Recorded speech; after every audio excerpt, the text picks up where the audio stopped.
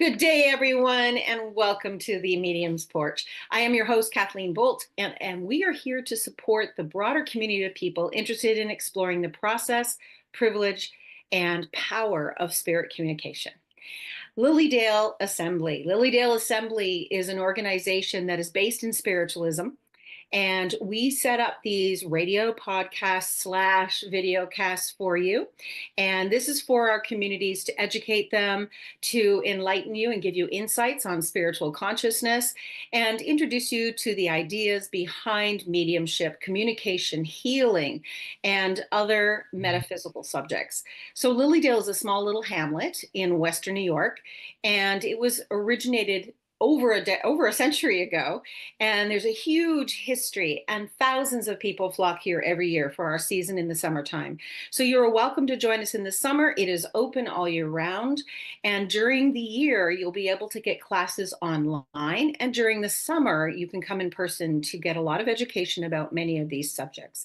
If you want to know more about it and about the other radio show hosts, I recommend that you go to your Facebook page. That is Lilydale Assembly Inc. The official address is facebook.com/LilydaleNY. Go to that page and keep in touch with us. Sign up, follow, and we will keep you abreast of all the cool things happening and give you some of these wonderful guests that are coming through on my own, as well as other podcasts, video castings that we're doing. All right, so enough about that. We have a lovely guest with us today, and her name is Sam Black, and she comes from my homestead, Canada, my home country, my original home country.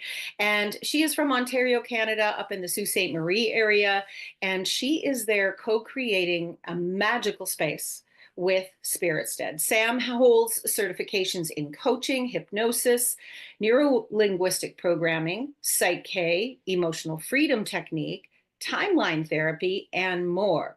And all of these things add up to make her an essential and beautiful intuitive coach. So definitely look into what Sam can offer you beyond the mediumship. We'll probably spend most of our time today talking about spirit communication and related subjects, but definitely check her out. Her webpage is www.samblack.ca. Hi, Sam. Did I say that right? You sure did. It's so great to see you. I hadn't written that down, and I'm like, oh, .ca. Make sure it's .ca, folks, because it means Canada. And hello again. Yeah, so welcome, Sam. Good to have you here. We've been trying to connect for a while now, so I'm so delighted that we could finally do this. Me too. I've been looking forward to it. Excellent. So, as you know, on our show, we get you to do most of the talking. We give you the opportunity. I'd love to hear from you, like I do everyone that comes on. We'll start there with what is it that calls you to mediumship? What is it for you that makes you keep coming back to doing this work? It really is a potential for healing. I find that, with all the other modalities you mentioned that I do lots of work. I love to be of service and help people. And I find that mediumship, people are surprised how healing it can be. They may come into a reading feeling a lot of grief or feeling a lot of regret or feeling very disconnected, and they can leave that reading knowing that their loved one is still with them. And so to be able to offer that and also to help people understand that they can also connect with spirit, I just feel that when we have that sort of a mission and calling, it's ours to share. So that's what keeps me coming back. Nice.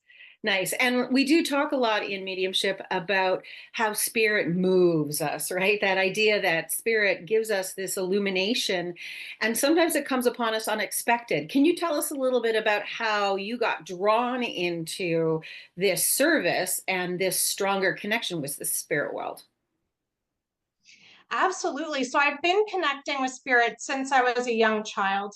And I quickly realized that not everybody could see or connect with spirit when I'm saying about 5. I don't honestly remember the age, but I know I was old enough to understand that invisible meant they couldn't see them. Right. Right. So I was Yeah. in my grandmother's living room, and all the grown-ups were chatting or playing cards or whatever it is they were doing. And I was connecting with a man in spirit. And all of a sudden I heard my aunt say, "Oh, look, Sammy's talking to her invisible friends." And it instantly went, invisible means they're not real. That means they can't see you. That means something's wrong with me, right? And so for that really triggered that whole childhood fearful factor Mm. of, going down dark halls at night and stuff like that. And I also got information that weirded people out. So I knew already that I was different than the people around me, but then to have it like, no, you're not getting that, right? Like not validating when I could so clearly feel it. And I can remember I was in the second grade. My great grandmother woke me up, told me that she was sick and she was going to pass and to prepare my mom. And so I went upstairs crying and I said, "Oh, Nanny's sick. Nanny's going to die." And, my mom said, "No, it's just a bad dream. She's not going anywhere. You don't have to be scared." And sure enough, the next day she found out Nanny was sick and, Nanny hadn't passed yet, but she did 2 years later. And she let me know, "I'm going to go. You won't be allowed in the room to say goodbye to me, but this is our goodbye," and I got to say my goodbye that way. So I learned who was safe to share with and who wasn't. So Yeah. love my dad, but he didn't ever want anything to do with any of this side. So I just didn't talk to him about it. Right. And you get to know who's a safe person to share with, who isn't. And as I grew up and went into social work, it wasn't okay to talk about this in that realm. So I very much kept my readings and everything was very by referral only, kept it quiet. I started doing readings at 14. So you can imagine I've been doing this for a while. And fortunately, word of mouth would get out and quietly I would do a reading for people. And then when I was 36, it was 2013, I got hit by an impaired driver and got a brain injury. And at that time, I was told I would not get better. So it had been, I think it was probably a year, 2 years out, however long. And my husband was told, "Just put her in a dark room. She's never getting better." And I said, "That's not my future. I did not survive all this to sit in a dark room. There's got to be something else out there." So we kept that healing journey going. But what was really clear is my job was gone. I was not going to be allowed to go back into my field.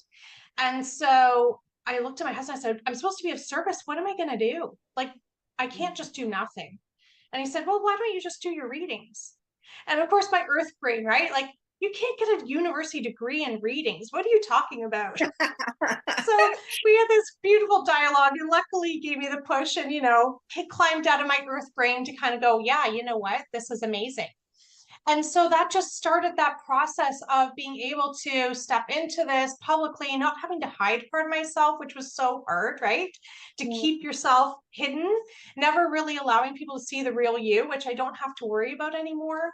And I can remember shortly after I started doing things publicly, I had a supervisor call me. And he said, "You know what? Things make so much more sense now. We just thought you had really good informants." And I said, "I do." Because Fast. I would go in and I'd say, "This happened and this happened. I can verify this. I'll get back to you on that." Right. And, he was just like, "We thought you had good informants." I said, "I do. I do have really good informants." But spiritualism and mediumship allow us to connect with people on another level, right? It allows us to just hold people with that love and the compassion and the vulnerability and have a deeper understanding of who they are. So I found when I was in social work, it was so incredible to be able to do that. If somebody was just labeled a bad guy, I could say, "Okay, Grandma, tell me something kind about him so I have another way to approach this situation," and it was so, so valuable. But since then, I've just been being me, showing up, connecting with spirit, and also trying to teach people how they can also connect with their intuition and with their spirit loved ones as well. So Wow. There's a lot in there for people to understand that are either moving through this process or wondering about it, right? Because you did too, right? You had that yeah. opportunity when you were young where you recognized this idea, like you had said, and I'll repeat that you don't know who you can tell. And there's certain people you can tell, and there's certain people that it's just not appropriate and or not worth the trouble. And it's interesting because you pointed out also in adulthood, right? Because you went into your career and you went through that process of discerning who to share it with and who not to. Now, you found that after this experience, you were you were informed by spirit, you got this connection a little deeper, no doubt, because you had to go through the healing process. Do you have any recall about those realizations during the healing process in terms of I communication honestly, revelation? I think that my communication got a little better because I was quieter, right? Because Okay. with the brain injury, I spent a lot of time sleeping and a lot of time, it was just too exhausting to talk. So I just would lay there and I would be in reception. And that wasn't usually the case before then. I can be a little bit of a chatterbox when I'm inspired to be, but to that whole needing to stay still, I'm constantly doing things. I love doing lots of things. And so I think that that helped the most, to be honest, because it forced me to lay still. It forced me just to trust an outcome as well and just to be present. And I think that was such a huge gift that in the moment, maybe I didn't always receive it as a gift. However, looking back, it was a huge gift, right? And I akin it to that quiet time during the pandemic where people were forced to stay home. They were forced to not do the things that are in their routine. And I don't know about you, but I've noticed a lot of people are much more connected now as far as they're like, I know there's something more. I know there's something more. Do you think it's weird that I felt my mom talking to me even though my mom wasn't there? You know, like I get a lot of those comments coming now. And so I really find that parallel to be very beautiful, that when we go into the quiet, that allows us to open up the senses enough to receive things. So I wouldn't say that it necessarily bumped my readings other than I could do it publicly, but it did certainly put me in a space and a reminder, slow down, get quiet, just be in reception. You don't have to do all the time, right? So I think for that, it was a huge blessing. I love that. And the fact that we both know from doing mediumship, that is a small, still voice. It is not going to come screaming at us most often. Sometimes it does, but Most often. mostly it doesn't. And for those of us developing it, or when we're developing it and continuing to develop, right? You as a medium, you're continuing to Always. refine your connections with spirit and get to know different ways of communicating. I love that you say, in your website you mentioned about how we all need to remember. I love this. It's so hopeful to think of it also from your experience of healing, that we can shift. We don't have to stay the same our whole lives. So it's okay for those of us like myself and like you that were speaking to spirit as a kid, having all these experiences, feeling a little left out, to all of a sudden say, there's something more and I'm going to pursue that. And when you feel that call, allow that softness to come in. And like you said, the quieter and more still we are, the more we recognize the balance of that quiet against the noise or the yang aspect, right, of our society, which is Mhm. go, go all the time. So, yeah, I often, I know you mentioned COVID. I've often thought COVID was an opportunity for many of us to sit back and go, whew, and exhale and just take stock and recognize what really did have value. And there's been a change, I think, overall. We could probably get into a long conversation about that, but I feel like there's a change overall. And I like to hear that you're seeing that with individuals waking up for intuition. So you take that now and you support people through that process. Do you want to talk a little bit about how you offer your support to others in this way? Absolutely. So one of my little rules I have, and I don't have many, but I have a couple, is that I don't do more than one reading a year generally for people because I want them to trust their own intuition. Yes. My and I think I take this practice, whether it was in my social work practice, whether it's been in my coaching practice, my role is not for someone to be reliant on me. My role is just to present it and then they can do what they want with it. So I find when people want to come to me for a reading more often, it's a beautiful invitation for me to remind them that they are the one that gets to connect. So sometimes students come to me through that realm. They'll be like, can I get another reading? And I'm like, no. And why don't we talk about why you're not trusting yourself? Let's share, sometimes they might need to do a little bit of trauma release work or, work around their limiting beliefs. And we do coaching and then they move into mediumship. Sometimes they jump right in with the classes. And sometimes they don't even believe in mediumship, but they're like, there's something weird going on. I want to check it out. So they dive on in that way. But I think it's such a beautiful gift to be able to help others see that they actually get to connect to.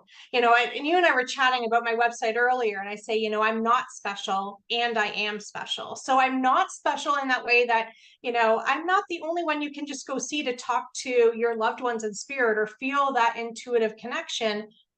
We all have that capacity to develop it, and just like any other muscle, if we work it, it's gonna flourish. A garden, if we water it and we nourish it, it's gonna grow. And if not, it's still there. It's like a seed packet. It's not going to expire. It's going to stay there, and when you're ready, it'll open itself up. And so the other way people will come to me is just through that grief. They've had such a profound healing through mediumship or through spiritual healing that they say, I've experienced this. I don't feel that I can just hold on to it. I want to share this.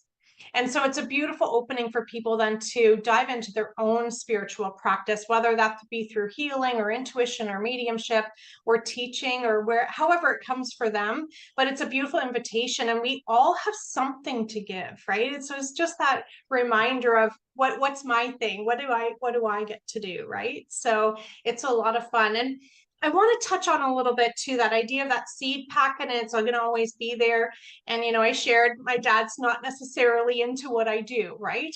My grandfather wasn't either. In fact, his big thing, he'd always say, Sammy, it's not the dead ones you got to worry about, it's the live ones. He would say that all the time. And so I learned we don't talk to Grandpa about this. We just, keep that to ourselves. However, in his last days, he was given 1 week left to live. He lasted here on this plane for another 3.5 weeks. But about 4 or 5 days after that, he kept looking to the end of the bed, and I looked over and I smiled at my great grandmother, and he said, you saw her. I said, yeah. I said, your mom's there. I said, and Grammy's there too, but your mom's at the foot of your bed. And he's like, I saw her there. And I said, I know, she's here just to keep you company and help you.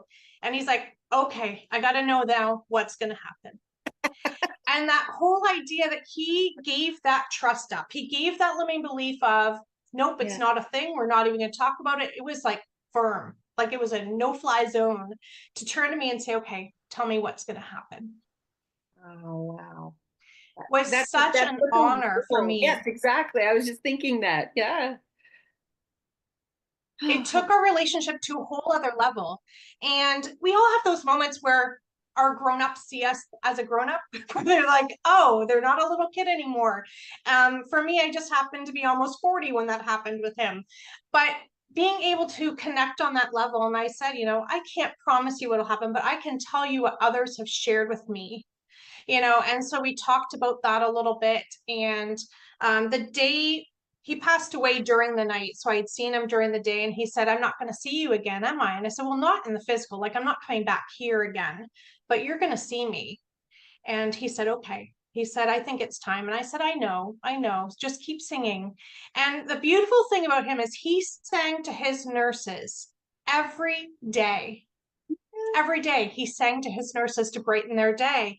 And so on this particular day, I had some family members kind of squabbling in the corner and, kind of talking over him.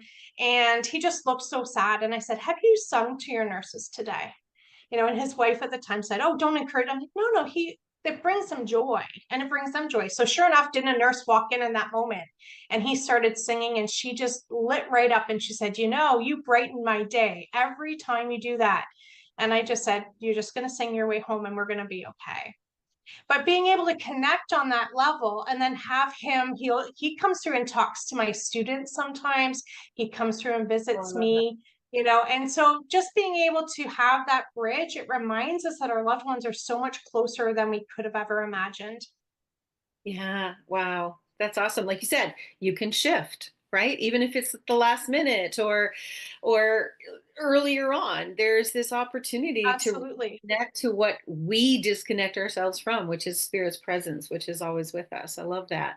And like you've said too, we don't have to do this alone. And clearly you've just given us an example of how what we're so afraid of in the physical is going through that pain and moving into, I mean, even as a medium, I don't have a fear of dying, but I certainly don't want to have a lot of pain when the time comes, right? It'd just be nice to just quietly go in or sleep, right? Without the pain Now that part. we Yeah. know how this works, can you just like let us walk out?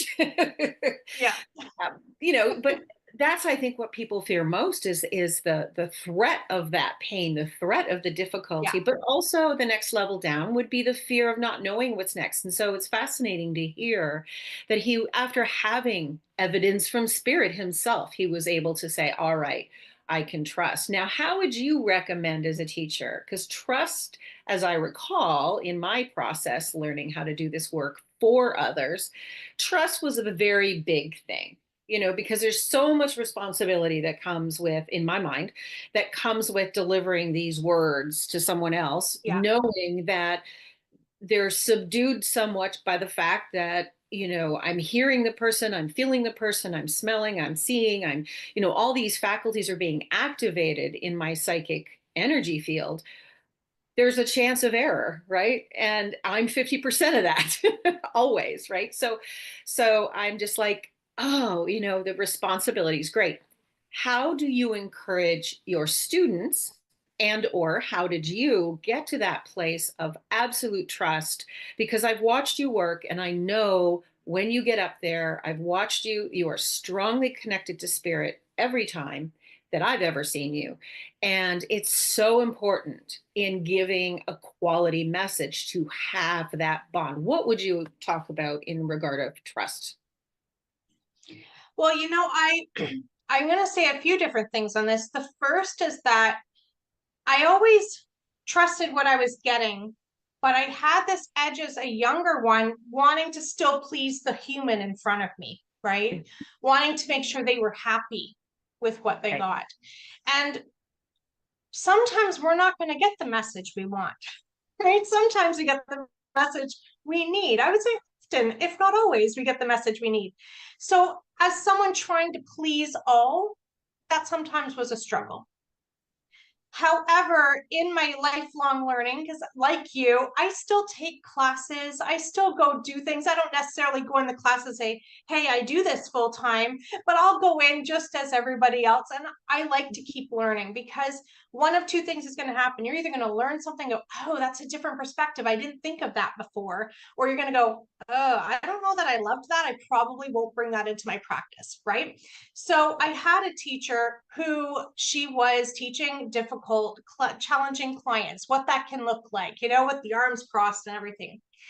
And in that moment, she was being so incredibly difficult, but I still had the message. And I said, you know what? No offense, I'm ignoring you because I know what he's saying to me and I'm just going to give it to you. And if you like it, great. If you don't, that's cool. And the interesting thing is, normally I would never be that impatient with someone. However, that was 2 years after my accident. Ah, I still was sleeping half the day, but that week I didn't because I was in classes. I still had awful headaches. I still wore sunglasses full time. So this was near the end of the day and I was done.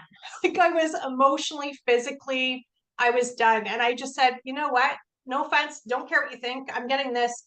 And so the next day I was like, do I give her an apology for being short with her? And I thought, no, because she was teaching me what it's like. We were in that role. We did, shortly talk about it. And I just said, I learned to just trust spirit. And I will say that that stayed with me forever. It's not that I ignore what, the human in front of me is saying. If they're saying I don't resonate, then that's my role to say, okay, spirit, show me another way because they're not quite getting it. And the other beautiful thing is that sometimes when we're receiving a reading, we're not supposed to know in that moment because the validation is supposed to come through connection with somebody else later. It's not my job to convince them. It's only my job to convey the message. And when I'm wrong, Spirit has no problem letting us know when we're wrong. And when we're right, they move on. So I know I've delivered the message because they are not trying to get that round peg through the square hole. They know they've gotten it through. And that's enough for me. So I think just having that trust in spirit and saying, Thank you. I've got the message from you. It's not my job to keep it. Just like a mail person, when they deliver your mail, it's not their job to see overdue or urgent on the envelope and go, you know what, you didn't answer this. Like, I'm going to open this and pay your bill for you. They don't do that, right? Just like we don't open the mail and say, no, no, you got to go do this now. We just give the message. So I think that's been really, really helpful. And from a confidence level, knowing that spirit will always show up, knowing that spirit's going to always give me what they need, even if it doesn't make sense to me, it's not mine. And also, the other thing I think that I've grown into with age and confidence is I give myself permission that if nothing's coming, that's okay. And I tell my students all the time, I would rather you say, I'm sorry, I'm not getting anything right now, than fake it till you make it. I would much rather you be honest and integrous, right? Mhm. So I just go into it going, cool, let's see what comes out of this. You know, I'm just as interested in you as you are, and having some play with it, because it's not my job to have a desired outcome. It's only my job to deliver the message. And that makes a huge, huge difference when we're in mediumship in that space, because it just allows us to be in flow with spirit. So it's really beautiful. Yeah, it really simplifies things for us. It narrows it down and like this is where I'm coming from, this is where I'm going, and it simplifies a whole bunch of stuff because as a medium, you can pick up a whole bunch of stuff and get an immediate download. A lot of information can come in at once, and it's up to us as the middle person to qualify that information in a way that we can actually state it out but without adjusting it, without changing it, without interpreting it. So it can be Mm-hmm. complex, but if you just trust spirit, it's all going to be there. And it can take time. I think we shouldn't beat ourselves up if we have those off days, like you mentioned, you had an off day, but we need to also take responsibility, don't we? Absolutely. Responsibility for ourselves if Absolutely. we're And having part bad of that's in days. our self-care too. Right. In our self-care and knowing what our boundaries are. So I still get concussion headaches. I tend to use the word migraine because it's a word people understand. Sure. Yeah. But, you know, if I have one of those days, I cancel my readings. Yeah. And I just say, I will look forward to connecting with you. Here's 3 days. Let me know which one works for you and I'll move them. And I think that that took a lot of time to give myself permission that if I'm not in a good space, then the readings are not going to flow as nicely. And that's not fair to my client either, right? So there was that whole, you know, raised at a time where you go to work, it doesn't matter how sick you are, you know, like so different than how my children are. And I just had that, well, no, I got to show up. I got to, it's expected. And I had to shift too with my own healing and say, I'm not doing anyone any good if I'm not well. So I need to just put this off and they will get the reading they need when the time is right. And you know, the cool thing that's happened with that is I can't even begin to tell you how many times people have said to me, you know, this was actually perfect that you canceled because today's my dad's birthday. Today's my husband's anniversary. Today's, you know, the anniversary of my loved one's passing. It has happened so many times that the date it got moved to was actually so significant that it added on to the message before they even arrived for their reading. That's powerful. That's really wonderful. Yeah. Now, when you're doing readings, do you still fall into that place of fascination and just total mind-blowing moments because of the intelligence of spirit? Do you have any that, and if so, do you have any Of that course. you might be able to recall for us? Absolutely. So one interesting thing does tend to happen for me with mediumship is when I give the message, it's gone. You know, you remember the really cool details, like that was really neat, right? But you know, I can't tell you how many times I've been doing platform mediumship and someone will come up to me after and say, oh, you remember when you said this? And I'm like, no, I'm so sorry. I feel it. It's just gone now. It was yours. You got it, right? But I have had really neat experiences, and there's two different ones I want to share. The one is when spirit will come in and be able to come in for other people in other places. So I know that when I started doing readings by phone, I was like, I wonder if that's going to be difficult. I'll just do it anyway, but I wonder if it's going to be a challenge. And it totally wasn't a challenge. Spirit still shows up, and sometimes even clearer because I don't have a distraction about anything, right? It's just me and spirit and a phone. But I did do a couple times where people are like, well, I don't know, my sister wants me to do a reading, but I don't know that I believe. And I'm just like, then ask sister to book at the exact same time somewhere else. You both record it, compare notes, just see what happens. And sure enough, their loved one comes through for both of them to the two different mediums, because they're not contained by a physical body. They can be in multiple places. They can love all their kids all at once, right? Do all of those wonderful things. And so that is so validating for people going through that experience. So that's been one really, really cool one. And then another really neat experience that I've had often is family members. So somebody will come and then they tell all their family and they all book a reading. And so one of the things that I do is I only take one person for a one-on-one at a time, because I want it to be uncensored, just them and I, right? And spirit. And so they'll have their reading, and their sister will then come and have a reading, and then mom does, and then the brother does, and then the uncle does. And the same spirit comes through for all of them, but in the way they need, and in with the information that resonates, as though they had the one-on-one connection with that loved one without everybody around. Because if you and a couple of relatives and grandma comes through, grandma's going to talk to you guys differently than she would one-on-one, and it's not any different in the spirit world. So that's another thing that I found really fascinating and cool. People will come through, and spirit will just let me know what they're needing. So an example is, I had a client coming in a while back whose brother had been murdered. And so when she came in, he gave facts, nothing gory, because that's one of my rules. When I was a young child, I would just see them as they were.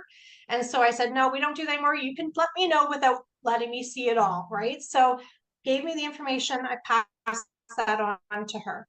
Well, mom comes in. Mom doesn't need those details. That's not what mom was all about.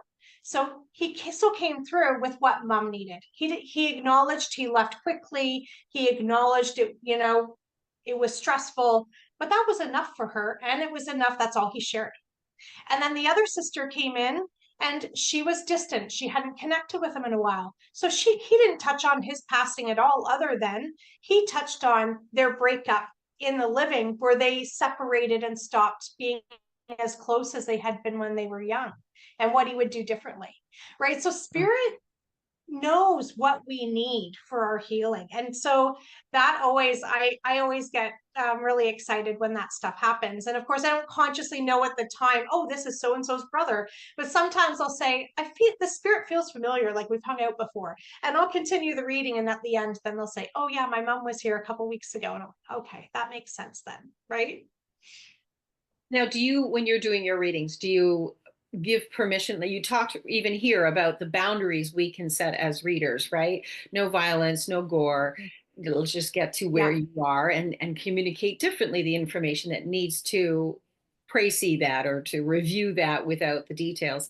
Um, so we set our boundaries. When you're setting your boundaries, do you ask, or do you set it up so that you're not bringing anybody from the distant past? Or do you only, like, is it only family? Do you have restrictions or limitations in that way that you work with? I don't. And I found that sometimes they'll bring people through as well. So maybe somebody will come through who didn't know them in the living, but they can validate, I didn't know her, but this is who I think that is. And then once they share that message and that connection, then everybody else comes on in too. So I don't set parameters in that way. All I do is that for the client, first thing only is all I get. And I don't allow, I say, don't feed me. Don't tell me anything. Let me share with you. And then if you want to ask questions at the end, you can. And I would say 9 times out of 10, their questions have all been answered. So they don't usually have questions near the end. But I think as far as the boundaries go, it's more with the live person than it is with the spirit person. I just say, come forward. I set the intention. It's always for the highest and best, always in a loving presence. And that doesn't mean they're always nice, right? If they swore like a trucker in the living, they swear like a trucker on the other side. If they had a little edge to them, they still have a little edge to them. But I will just say, thank you. Can you back up a little bit? If they're coming in a little bit too close, we all have people who are really snuggly, right? In life, they like to invade our energy. They do that in the spirit world too. So I'll just back up Yeah. just a little bit. Thank you so much. I'm feeling that, or hey, you're a little quiet. Can you come a little closer? Right. So it's just that relationship building. Just like we do with live people, we do with spirit people. Right. So I'd say for boundaries, that's the biggest part. And then I want to say, I'm trying to remember, Chloe was a baby. So it was within the last 20 years. I really set boundaries as far as when I was going to connect. So I found when I was pregnant, spirit was coming in left and right. And so my youngest three are like May 7th, May 9th, and then 2 years later, 12th, so within 5 days, but bang, bang, bang. And so spirit was always coming in, and I finally said, "Oh, I closed off. Like I've got to focus on me and my babies and all of this stuff." And so that's when I started saying, "Thank you. I'm not working right now. Come back tomorrow." Because I was just envisioning, if we have a neighbor who's moved in and they want to be your best friend and show up at 10 o'clock at night, we're going to say, "I'm going to bed," right? Come back tomorrow. We'll visit then, or whatever your boundary is. So I apply that same boundary with spirit. I'm not working right now, but I'll look forward to connecting with you. Come back on Monday. And it might sound so silly or ridiculous, but it works, right? Usually it works. And so that's one boundary that I do put over so that I'm still enjoying my human relationships. I once had a friend say to me, "Well, I don't call because you already know what's going on all the time. Why would I need to tell you?" And I'm like, no, no, no. I'm not peeking in your window. Like, I want the connection with you. I want you to call me and I want you to tell me how you and your kids are doing. I want that. I don't make assumptions. I'm not checking in when you're not with me. It doesn't work that way.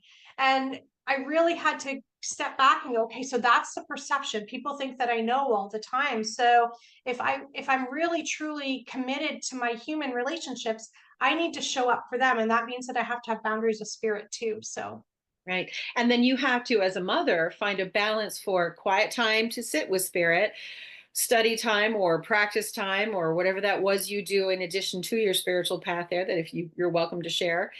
So how does that work as a mom, balancing your coaching and your yeah. social work and all the stuff that you're doing? How do you do that for the mothers out there listening in? So we have 5 children and they're all grown now. Okay. Chloe's still at home. She says she'll be there forever, but she's 19 now, so she's not as reliant as she once was. But what's interesting is they are also all mediums, but in different ways. And some of them are open to it and some of them are not at all. So Yeah. so that's been kind of interesting to see as well, right? But what Right. I did do when they were younger is I would get up a little bit earlier to do my spiritual practice alone, or I would say, okay, I'm going to go have a bath, and that's my alone time. I would just find that little pocket and say to Chris, "This is my time that I'm going to be on my own," and he would watch the kids for that. And then when I started doing this full time, I had an outside office for a while and then I brought it home and worked from home. And so I had my healing room. And that room, the kids knew if the door is shut, we don't go in because mom could be recording or with a client or whatever. And as a general rule, it was off limits. But there was a beautiful thing that happened. So Miss Chloe had these boys that she was friends with and grew up with. And some of them came from, more troubled homes than others, or they didn't have the quiet at home. And so one day I went into my office and there's this, 12-year-old boy sitting on my healing table. And he's like, "I'm sorry, can I just sit in here?" And I'm like, "Absolutely. You let me know when you're done. If you need something, let me know." And he goes, "I promise I'm not going to touch anything." I said, "Oh, I'm not worried about that. You just do your thing. I'll be back." So I went, made a tea and whatever. And he said, "Why does the room feel different in there? It's quiet." And I said, well, I set the intention. So I just taught him, this is how we set intentions and this is how we clear space. And we need that to settle down our nervous system. It can be really helpful. So in this room, because I have 5 kids and 2 grandkids, it's loud out there sometimes, but this room is always quiet and you're welcome to use it if you need to. And so the next thing I knew, I had another teenage boy in there time just sitting quietly, and I just let them do their thing. But that was my home office, my healing room, so clients would come in there and everyone respected that that was just what that space was. And so it worked really beautifully. But I think whether we do this professionally or even just building our own spiritual practice, whatever that looks like, we do need to carve out that physical space that is just for us. And, I've had some people say that they just took a closet and put a little shelf in there, made a desk in the closet so they could close the door when they weren't there. I've had some people say it's just a corner, and some people say the whole basement's mine. I do whatever I want down there, depending on your space. And I think that sometimes it's an even bigger message. If we can't physically carve out a little nook for us, where's that showing up in the rest of our life, right? So it leads to some other beautiful conversations around, okay, where do I need to make space for myself? Where do I need to remember that I'm worthy of taking up space in this world? So I find that when moms say, I can't, there's no room, then, it leads to that question and saying, by doing this for you, whatever this looks like, you're actually teaching your kids that it's okay for them to take up the space that they're called to take up as well. So, my Brooklyn, as you know, comes to Lilydale with me, and she takes care of the office side of my business in some ways. And so her email, she has Brooklyn Isabel. And the one day she's like, the last thing I need is a reminder that I'm your daughter. And I'm like, you're so right. And someone had overheard it and they're like, aren't you offended? And I said, well, not at all. Like, can you imagine being your own spiritual self and you're constantly compared to somebody else who, yeah, you're going to be similar to, but you're not the same people, right? And so she's one of my greatest teachers, my Brooklyn. She just is so wise. But it's so true. Like, we need to take up our own space, whatever that's going to look like for us. So for all the moms out there and the dads too, or aunties or whoever, take up your space. It's okay to do that, and finding a space that you feel safe in, that you can just sink in and say, okay, this is for me.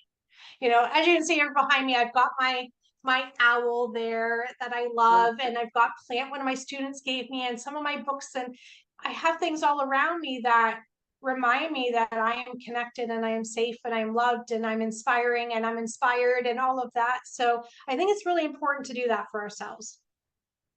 That makes perfect sense. And if people are overwhelmed, struggling, or would like someone to guide them in that process of setting up space and tapping into that contemplative and quiet and spiritual connective space, you do that because you do the coaching, correct? Now, I how? do the coaching and I also Yeah. do mediumship programs as well. Okay. So I do both sides. And some people come in through the coaching, and I've had some people say, I'm not into your weird stuff. I just know I've got to get some stuff together. So, I want to do that. No problem. I don't ever, it's not my job to convince anyone, right? So if they come through Right. coaching and that's all I want, that's okay. I'm not going to say it doesn't happen that they don't at some point get curious and show up in an event and go, how'd you do that? Oh, I want to learn how to do that. And then they do move over into the intuitive side of things. But I think it's important that we just step into a space wherever we're at. If we're in a space that we're very stressed, or maybe we're going through a divorce or a different transition, and we're not feeling a lot of control in our life, then going through for mediumship, meditation, healing, any of these practices, they all do one of the same thing. They all teach us how to come into the present and find our center and calm. So Sure. it doesn't matter what road you take to get there, it's going to help you in every aspect of your life, right? So I don't so much worry about the road they take. I just know that they're going to find their destination that they need. But definitely, I think right now more than ever, we're seeing people having a really difficult time being in their bodies. There's a lot of stress, there's a lot of fear, there's a lot of uncertainty. And so I say, if you're curious, why not follow the path down here that you think is? Absolutely. Yeah. And like you Yeah. said, in whatever way we do it, even if we start with where we are, right? We don't have to seek outside ourselves. We have that within us. So I love that point that you made. That's really, really important. Whether you're doing mediumship, whether you're just living your lives, right? Our nervous system has to get a rest. We're designed for rest and play, or rest and action. So yeah, we have to take that Yeah, into it. Yeah. Do you, I know absolutely. that you do emotional freedom technique, or you've been trained in it. Do you find yourself using that a Mhm. I do use it. Yeah. I would say that I'll go through phases where I'll use it a bunch and then not for a little while, and then we pick it back up. But all of these little things that we can put in our toolkit are so helpful lot? because our minds are fascinating. And when they get into a routine, they'll go, I've already done that. Right. And it reminds me of, when my kids would be stuck on a certain food for a while and like all they wanted was that food. And then one day they're like, oh, I don't like that. I'm not eating it anymore. Right. And our brain does that too with different healing modalities where we'll say, okay, I had enough of that. I need something new. So being able to just say, okay, no problem, because there's lots of options out there. Let's pull this in. Let's do a little bit of tapping today. Let's do, a little bit of playing and drawing and cutting paper out, right? Like doing lots of different things that ignite all of the different senses is where we can find not just healing, but also that connection to process information and process emotions and all of that as well. Yeah, there's a blessing in consistency, obviously, in this living world of the earth that we Mhm. walk in, that we need consistency. It's beneficial. It's beneficial in the way our society is designed. And at the same time, we can fall into complacency by having that consistency repeat and repeat. So I totally respect what you're saying, where if we're working on healing something and moving something through and progressing or advancing ourselves, exploring the world with wonder, having that variety and that diversity is really, really helpful for our brain function to divert it. We like to turn corners because around the corner is something fresh that may take us around in the same circle back to heal something, but it's giving us that variety and that stimulus. So we do pay attention again in a very unique way. So yeah, I love that you Yeah, and I have think we can a take toolbox. that back to our mediumship as well, because if we get stuck in how we deliver, we're missing a lot, right? Yeah. So I know I've heard some people say, "Oh, well, spirit, if it's a grandma, they always come in over here, so I always know." And so I like to say, well, what if though grandma doesn't want to come in on that? What if grandma came in over here? Right? Like, Yeah. what if? What would happen? And I'm not saying someone's right or wrong, but I think it's important to live in possibility and open our minds up to say, maybe it might come in a different way. And that's all right, because it allows us to get a fresh perspective. And that might be part of the message too, and saying, it's so interesting because grandmas usually come in over here for me, but your grandma sits right beside me. I can feel her close right beside me. Does that make sense to you? And the person receiving the message might go, you know what, just the way you did that, that's exactly what grandma would say, come sit. So that might be part of the message. So when we get so pigeonholed and used to what we do, we miss out on a lot. So I think it's really important, in our life and in our interactions and our relationship, but also in our mediumship practice as well. And the more we sit in the power, as I like to call it, or even meditation for that matter, right, the closer and more aware we become with our own functionality and our own Yeah. patterns, so that as a medium or otherwise, as a healer, we'll be able to sense things around us in a way that allows that really distinct and unique teeny weeny piece of information, like this is how grandma would do that, or this is how your hand gesture was an exact replica of how grandma would do it, and that person gets that message. And you couldn't have planned that, you couldn't have thought about that, but because you're so connected to your own awareness and the differentiation of the other, when it comes through, it just flows in. And so I think that's quite beautiful that you mentioned that, because it's really a unique and important part. I'd love more people that come to see mediums to know more and get a sense of that depth of potential that comes in, right? So often they're not thinking in that broad category or in those subtle ways because they don't know how to listen that way. They don't live their Yeah. lives thinking of those details. I used to have this thing with my dad where I didn't realize I was noticing it, but he had this certain way of like flicking his finger through these little sardine cans that had screws and nuts and stuff in it that he would collect. And he'd like have this certain way of flicking.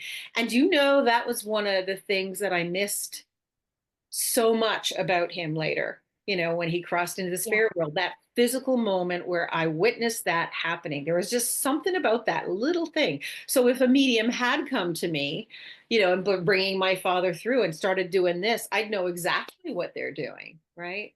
So I think Yeah. it's important Yeah. for us, even if we're not being mediums, to move into that quiet space because we can pick up those things of our people when they're living, when they're tangible, when they're with us. And those little things matter. It's part of the whole picture of who we are in our unique way. So, Yeah. It's all part of that relationship building. And it's one of the things I share with my students. Often they're really excited, like, when do we start to do readings? And that whole idea of sitting with spirit first. Like, if we're not sitting with spirit, you will know because your readings will not be as clear. Because if you can do your relationship building one on one with spirit, you're so much more confident in the reading space, right? And also, that's not meditation time. Our meditation time is for us to connect. Our true. time with spirit Very is for different. us to connect with spirit. And then our readings are time to connect with someone else, right? So, so important to have those little nuances and give it the time it deserves because that's what humanity is all about, is connection. It is about relationship building, whether it's with spirit people or living people or cats or dogs. That's what it's all about, is that connection. Absolutely.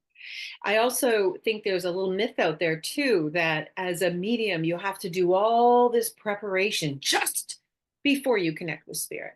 And I think if you're doing that, you're having an interplay of insecurity and ego because you're trying to grasp and Mhm. control and make sure that spirit's there when they already are. Yeah. So a Yeah. lot of the work we do, like you said, is that meditation time, that developing the sensitivity without actually trying to develop the sensitivity, just sitting in the quiet, getting acquainted with energy, getting acquainted with ourselves as it shows up in the moment, and not trying to Yeah. make something happen just before we go up and say, for instance, platform, right? Or before someone comes Yeah. in for a reading. Sure, it's great. I have to admit, it's great when I sit just before somebody comes so I can calm my nervous system and I can be still.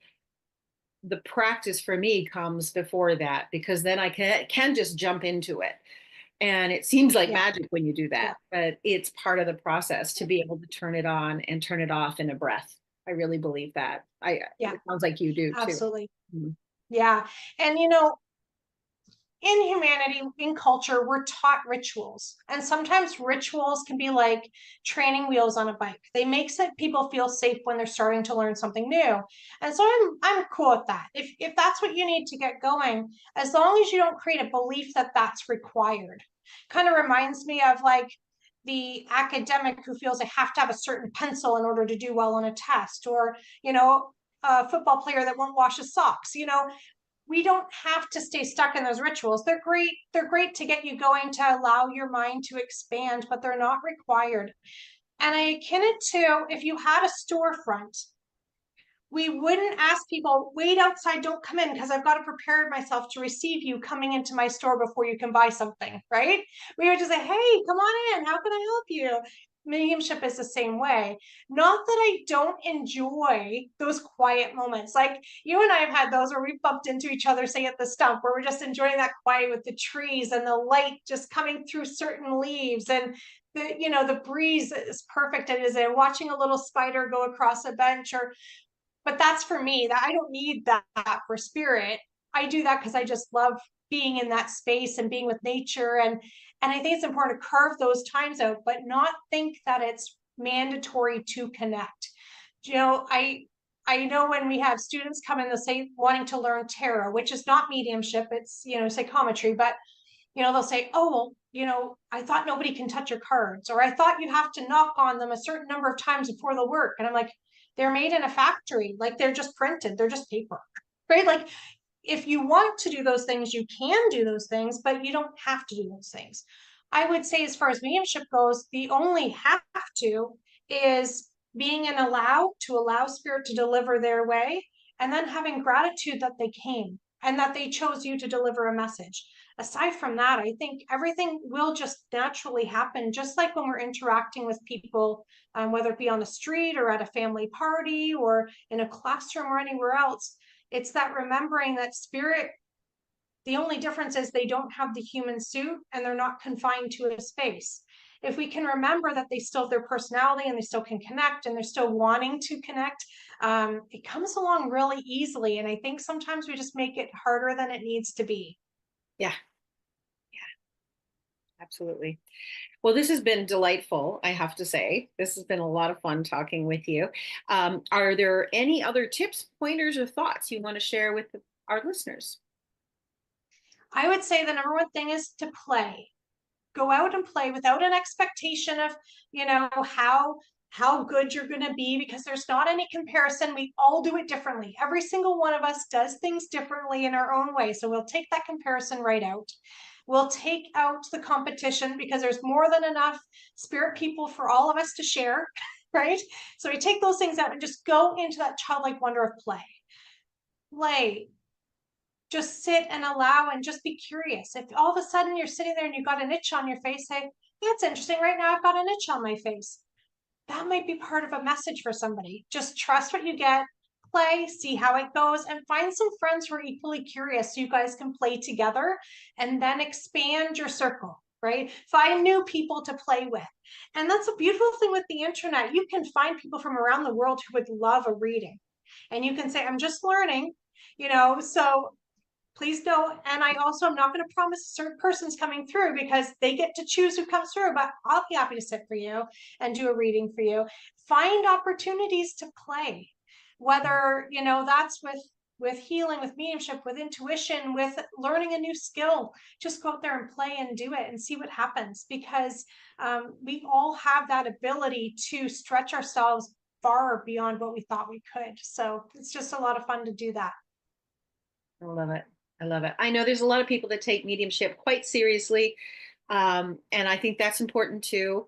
And there's moments when we Absolutely. need to modulate and be compassionate and understand this is a difficult, heavy message or piece of evidence. But when it gets down to it, I have to tell you, as you're mentioning, in my own experience, spirit is buoyant. They're vibrant. When they come through, it sometimes makes me giddy. It sounds silly, but there's seriousness, there's sincerity, probably is a better way to say that. Yeah. There's sincerity.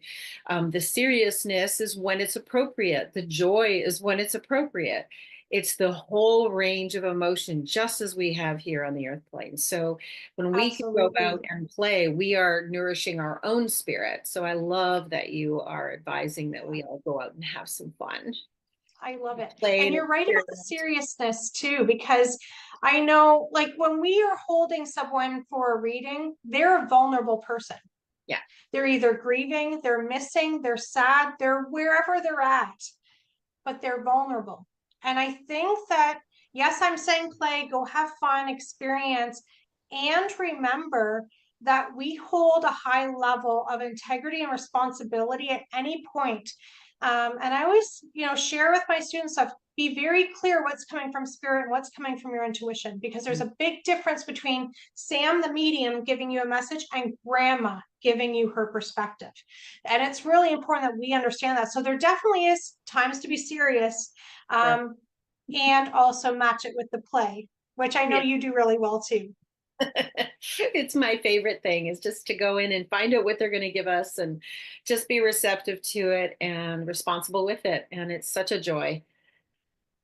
So it's so, I love talking with you and talking to other mediums and just talking about this. It's such a gift, such a privilege for us, and such a privilege to sit with you specifically. So thank you so much, Sam, for making time for us Thank to. you. Thank you so much. This has been a lot of fun. So I encourage everyone to check out Sam's link. It is listed in the notes below. And I know I didn't say anything all the way through our talk, but please do write your comments below, share your experiences. I'm sure Sam and I are going to be watching and responding to that in the next few days after this is posted. So be sure to keep in touch with us. We do this every other Wednesday, the Medium's Porch. And best wishes to everyone. And as Sam says, get out and play. Bye for now. Thanks so much.